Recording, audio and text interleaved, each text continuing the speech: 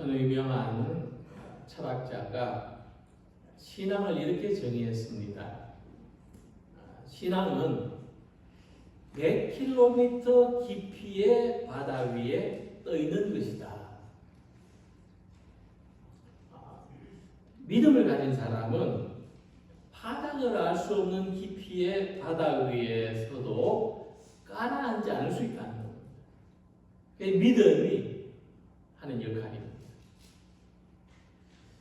자, 우리가 이 이야기의 의미를, 적용을 예수님의 말씀을 따라서 무리를 걸었던 베드로에게서 발견할 수가 있습니다. 베드로는 무리를 걸었죠. 아주 유명한 이야기 아닙니까? 그런데 무리를 걸어가다가 풍랑을 바라보는 순간 바다에 빠지고 맙니다. 베드로가 예수님을 향해서 막 살려달라고 외치니까 예수님은 베드로에게 손을 내밀어 주시면서 이렇게 말씀하십니다. 믿음이 작은 자야, 왜 의심하였느냐? 저는 이 이야기 속에서 합리적으로 의심해 볼 수가 있었습니다. 과연 베드로는 수영을 하지 못했을까? 어떻습니까? 바다를 걷다가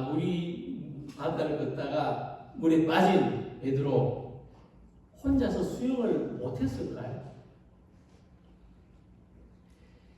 뱃사람으로 잔뼈가 굵은 베드로는 비록 무리를 걷다가 빠졌지만은 헤엄을 쳐서 다시 안전한 배로 돌아갈 수 있었을 거라고 생각합니다.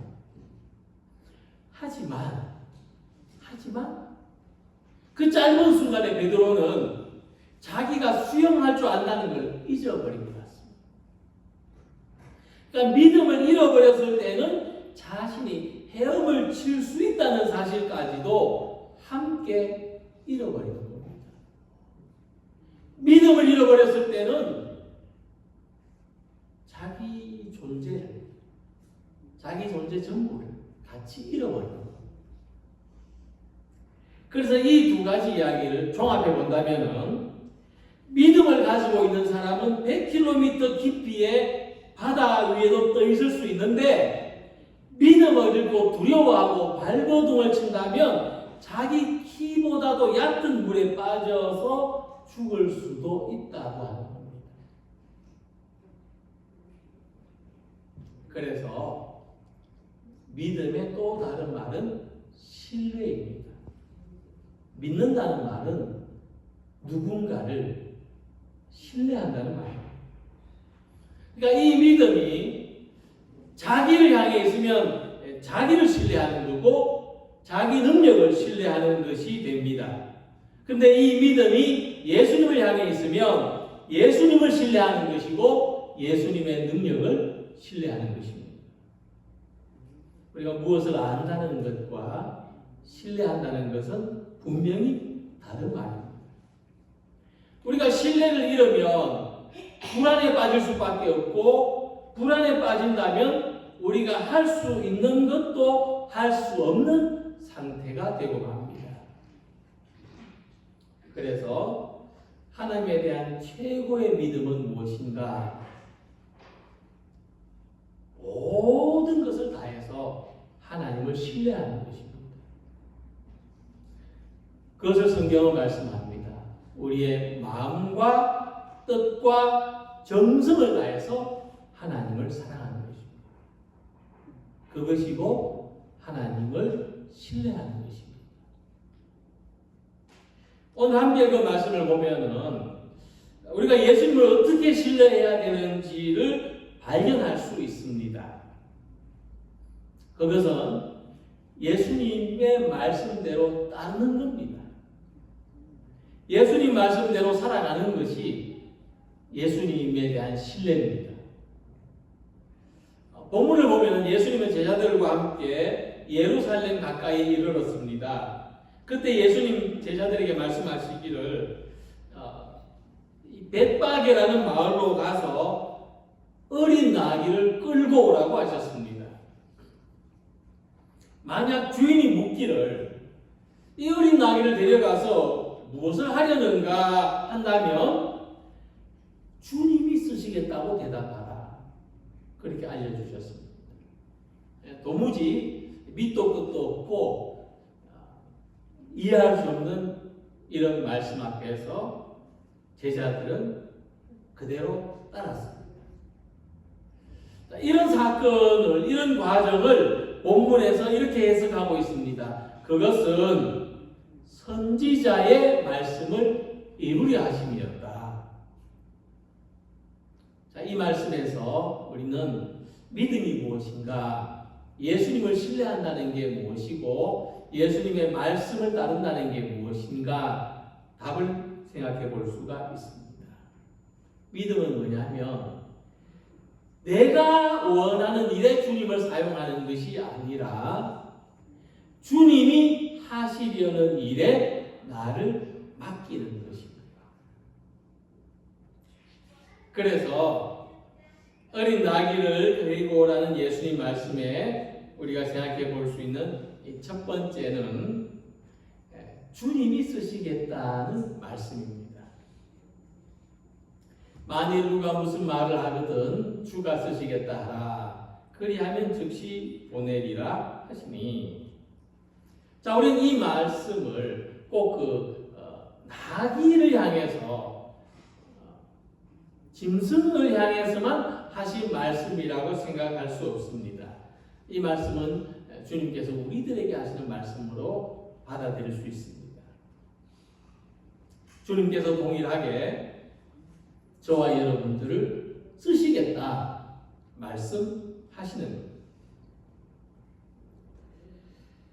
주님은 우리를 쓰시겠다고 말씀하시는데 우리는 주님이 쓰실 준비가 되어 있는지 잘 모르겠습니다.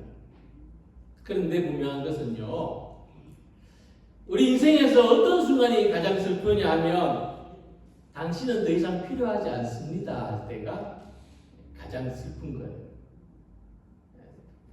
나라는 존재를 상실하는 거예요.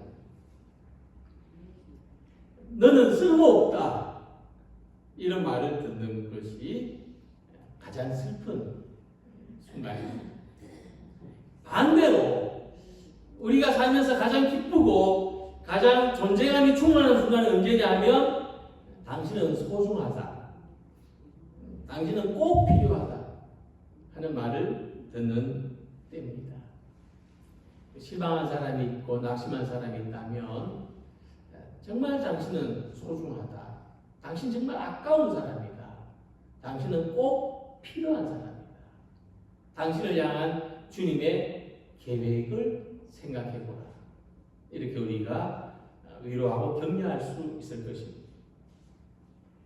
근데 우리가 다른 사람을 향해서 가진 기대나 꿈은 실망으로 되돌아오기가 쉬운데 내가 할 수 있는 일을 찾고 그 기쁨과 보람으로 살아갈 때 우리는 행복하고 건강한 인생을 살 수 있습니다. 그래서 나는 어디에 필요한 존재인가? 나는 무엇에 쓰임 받으며 살고 있는가? 이것을 생각해 보시기 바랍니다. 나는 어디에 필요한 존재인가? 다른 말로 그것을 사명이라고 합니다. 우리가 이 사명을 가지고 사는 것이 중요합니다. 우리 삶에 목적이 있다고 생각하면서 이 목적을 가지고 살아가는 삶이 소중한 것입니다. 그리고 우리 삶에 주님이 쓰시겠다는 부르심을 듣는 것, 나의 삶을 들어 주님이 사용하신다는 신뢰를 가지고 살아가는 것이 중요합니다. 이와 같은 사명의식을 가지고 살아가시기 바랍니다. 오늘 본문에 보면은 예수님이 예루살렘에 들어가시는 그 길에서 사용하시는 것은 어린 낙이었습니다. 마가복음하고 누가복음 본문을 보면은 타본 일이 없는 어린 나귀를 예수님이 데려오신 것으로 되어 있습니다. 그리고 마태복음은 이 어린 나귀를 왕이신 예수님이 사용하셨다는 것을 이야기해 주고 있습니다. 그리고 아주 오래 전에 이 나귀가 태어나기도 전에 선지자가 예언했다고 하는 것입니다. 하나님께서 이 어린 나귀 한 마리를 향해서도 이와 같은 예정과 계획을 가지고 계셨다는 겁니다. 우리가 예정론을 이렇게 단순하게 해석할 수는 없지만은 큰 원칙에서 이야기하면은 이 컵이 이 자리에 있는 것도 하나님이 예정하시고, 그 전에 어디 있었는지 모르겠지만 아마 어떤 분의 집에 고이 이렇게 간직되어 있었던 것일 수도 있겠지만은 하나님의 예정과 섭리에 의해서 지금 여기 이곳에 있게 된 겁니다. 그래서 어떤 생각을 하게 하는가 하면은 이런 그 보잘것없는 생명 없는 이런 물건에 대해서도 하나님의 어떤 쓰임에 대한 하나님의 계획이 있으셨다면 나의 삶을 향해서는 더 깊고 세밀한 계획이 있으시다는 것을 신뢰할 수 있는 것입니다. 그래서 우리 삶의 첫 번째 신뢰, 우리의 삶이 가져야 될 첫 번째 믿음은 무엇인가 하면 나의 작고 보잘것없는 삶을 하나님이 쓰신다는 것입니다. 이 믿음을 가지고 살아가시기를 축원합니다. 나의 작고 보잘것없는 삶을 하나님이 쓰신다. 하나님의 그 계획과 선하신 뜻대로 사용하신다. 사도 바울은 말했습니다. 큰 집에는 금그릇도 있고 은그릇도 있고 나무와 질그릇도 있다. 그래서 큰 집은 하나님의 집을 말하는 것이고 이 그릇은 우리들을 말하는 것입니다. 그런데 귀한 그릇은 어떤 재질로 만든 그릇이냐가 아니라 주인이 쓰기에 합당한 것입니다. 그래서 디모데후서 2장 21절에 말씀하시기를 그러므로 누구든지 이런 것에서 자기를 깨끗하게 하면 귀히 쓰는 그릇이 되어 거룩하고 주인의 쓰심에 합당하며 모든 선한 일에 준비함이 되리라고 했습니다. 이같이 우리의 삶은 하나님이 사용하시기 때문에 귀하고 가치가 있습니다. 그리고 하나님은 우리 각자의 삶을 하나님의 선하신 뜻대로 사용하시려는 계획이 있으십니다. 어린 나귀조차도 계획되어 있었습니다. 참새 5마리가 동전 2입에 팔리는 것까지도 섭리하십니다. 하나님 앞에서는 그 하나도 잊어버리는 바가 되지 않는다고 말씀하십니다. 이같이 우리 모두는 하나님의 계획과 목적에 따라서 있습니다. 오늘 우리가 생각하기를 나의 계획과 나의 목적에 따라서 살고 있다고 생각하시지만은 궁극적으로 하나님이 쓰시는 이 삶을 위해서, 이 목적을 위해서 예수님이 부르신 겁니다. 오늘도 이렇게 주님이 사용하시는 귀하고 복된 삶의 주인공들이 모두 다 되시기를 소망합니다.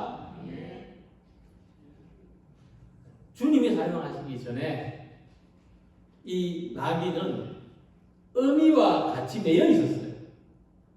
근데 아주 당연한 또 정상적인 모습입니다. 그런데 주님이 사용하시기 위해서는 어떻게 해야 됩니까? 풀어서 데려와야 되죠. 그래서 풀어서 내게로 끌고 오라 말씀하셨습니다. 그런데 저 기둥에 나귀가 매여 있다 그래서 풀어서 끌고 오면 됩니까? 아무나 그렇게 할 수 있습니까? 아니죠. 이 나귀한테는 주인이 있었습니다. 그러니까 주인이 허락해야만 주님이 사용하실 수가 있습니다. 근데 놀랍게도 이 주인이 허락하죠. 주가 쓰시겠다. 이 한마디에 묻지도 않고 어린 나귀를 내어놓습니다. 세번역을 보면은, 세번역 성경을 보면 이렇게 번역했습니다. 주님이 빌려 쓰시겠다. 또 덧붙여서 이렇게 설명했습니다. 주님이 쓰시고 곧 돌려주실 것입니다. 근데 만약 누가 내 차를 좀 빌리겠다, 빌려 쓰고 돌려주겠다 하면은 선뜻 키를 내주실 수 있습니까? 그러니까 우리가 그럴 수 없죠. 선뜻 빌려줄 수 없습니다.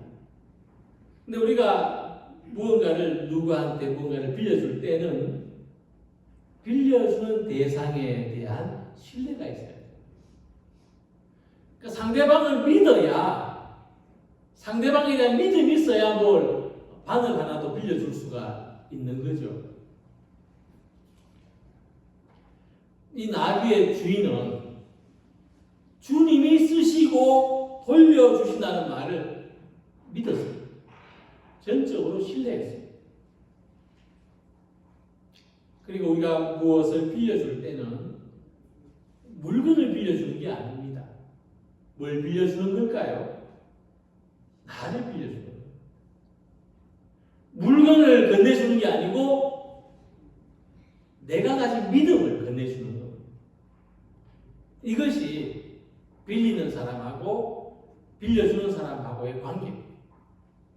이 말은 무슨 말이냐 하면은요, 주님이 우리를 쓰시겠다 할 때 우리가 나를 드릴 수 있는 것은 내가 나의 것이 아니라 주님의 것이라는 이 믿음이 있어야 성립이 될 수 있다고 하는 겁니다.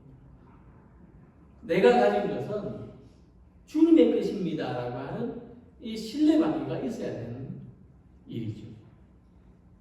그래서 주님께서 쓰신다, 그리고 돌려주신다는 이 신뢰가 있어서 주인은 메인 나귀를 풀어드릴 수가 있었습니다. 저는 이 이야기가 같은 의미를 가지고 있다고 생각하는데, 우리가 묶인 데서 풀려나는 것은 뭐냐면, 내가 가진 것은 주님의 것입니다. 나의 재능, 나의 기회, 나의 능력은 주님이 주신 것입니다. 이 신뢰가 있는 겁니다. 이 신뢰를 가지고 사는 겁니다. 그럴 때 우리는 매인돼서 풀려날 수가 있어요.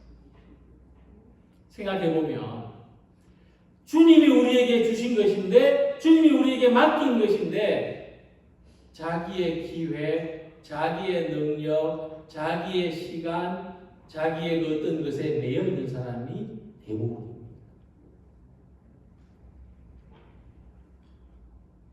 그래서 이 매여 있다는 것은 나를 풀어주시도록 기다린다는 뜻입니다. 오늘 우리의 삶에 어떤 매여 있는 것이 있다면 주님이 풀어주시기를 기다리며 살아가는 성도들이 되시기를 바랍니다. 예수님은요, 오랫동안 질병에 고통받는 여인을 고쳐주실 때 고쳐주신다고 말씀하지 않고 풀어준다고 말씀하셨습니다. 누가복음 13장 16절 말씀 보면은요, 18해 동안 사단에게 매임받은 이 아브라함의 딸을 안식일에 이 매임에서 푸는 것이 합당하지 아니하냐. 우리는 무엇인가 매여 삽니다. 하지만 우리는 이 매인 것에서 풀어져야 됩니다. 메인 것에서 풀어지지 않으면 주님이 쓰실 수 없고 주님이 쓰시기를 기다릴 때 우리는 메인 것에서부터 자유롭게 될 수 있습니다. 이 메인 것과 풀려나는 것은 서로 연관성이 있습니다. 매여 있으면서 자유로울 수 있는 사람은 아무도 없습니다. 무엇인가 매여 살면서 행복할 수 있는 사람도 없습니다. 그러면 우리는 주님이 쓰실 수 있도록 매여 있는 것에서 풀려납니다. 주님, 지금 나를 매어놓고 있는, 나를 붙들어 놓고 있는 이것에서부터 풀려나게 하옵소서. 주님의 쓰임이 되기 위해서 매여 있는 것에서 풀려나기를 소망하는 우리 모두가 되시기를 바랍니다. 예수님께서 이제 예루살렘으로 들어가십니다. 마태복음 강의를 하면서 아주 오랫동안 쉬었었는데 21장에서부터 완전히 이제 장면과 분위기가 전환됩니다. 21장은 어떤 이미지를 우리에게 보여주는가 하면 그동안 숨겨져 있었던 왕이 등장합니다. 네, 드라마를 보면은요, 이제 곧 끝나가는데 한 두세 번 남았는데 중간에 한번 방송을 쉬잖아요. 그죠? 그러면 굉장히 기대감이 생기죠. 다음 주에 봐야 되는데 쉰단 말이에요. 이런 것처럼 예수님이 좀 쉬고 계시다가 갑자기 이제 왕으로 드러나시는 거예요. 그런데 굉장히 극적이에요. 그냥 예수님이 왕관을 쓰고 왕의 옷을 입고 칼을 차고 왕의 말을 타고 나타나시면 막 할 텐데 너무 빤하잖아요. 예수님은 그렇게 나타나지 않으세요. 똑같은 모습으로 그런데 나귀를 타고 나타나십니다. 그래서 예수님이 이 어린 나귀를 타고 나타나신 것은 숨겨진 뜻이 있다고 말합니다. 시온의 딸에게 이르기를 내 왕이 내게 임하나니 그는 겸손하여 나귀 곧 멍에 매는 짐승의 새끼를 탔도다. 구약시대에 활동했던 스가랴 선지자는 하나님이 메시아를 보내주실 때 이 메시아가 어린 나귀를 탈 거라고 예언했어요. 이 말씀의 의미는 하나님이 보내신 메시아는 평화의 왕으로 오실 거라는 예언입니다. 예수님은 이 메시아의 예언에 따라 어린 나귀를 타셨습니다. 이것은 곧 예수님은 평화의 왕으로 오셨다는 말씀이고 예수 믿는 사람은 어디서든지 평화의 상징이 되어야 한다. 예수님을 믿는 사람은 어디서든지 평화의 도구로 쓰임받아야 된다 하는 말씀입니다. 어린 나귀를 데려오라 했을 때 제자들은 생각하기를 그 어린 나귀를 어디에 쓰실까? 아직 사람을 한 번도 데려본 일이 없는데 이 어린 나귀를 어떻게 사용하실까 했지만 예수님은 평화의 상징으로 어린 나귀를 타신 것입니다. 그래서 예수님이 예루살렘으로 들어가는 길에 타셨던 그 어린 나귀는 오늘의 우리들을 가리키는 말씀이라고 생각합니다. 마가복음 11장을 보면은 아무 사람도 태워본 일이 없는 어린 나귀라고 했습니다. 주님이 쓰시겠다 하는 것은 주님이 아무 사람도 태워본 일이 없는 우리들, 평화를 위해서 기여해본 일이 없는 우리들을 다듬어 가시고 일꾼으로 쓰시겠다. 그런 도구로 사용하시겠다는 말씀입니다. 오늘 우리가 사는 세상을 바라보면 세대 갈등, 인종 갈등, 종교 갈등, 정치 갈등, 성별 갈등, 너무나 갈등이 심한 사회라고 하죠. 사회가 너무 벌어져 있다는 겁니다. 그런데 평화를 위하여 산다는 것은, 쓰임받는다는 것은 뭐냐? 그 갈라진 틈을 메우는 일이라고 생각합니다. 오늘 우리의 성도님들은 내가 어디에서 살든지 어떤 환경에 있든지 거기서 갈라진 틈이 보인다면 기꺼이 자기를 그 틈을 메우는데 사용하시는 성도들이 되시길 바랍니다. 주님이 예루살렘에 들어가실 때 새로운 장면으로 전환될 때 그 새로운 장으로 넘어가는 그 출발에 어린 나귀가 쓰여졌습니다. 주가 쓰시겠다.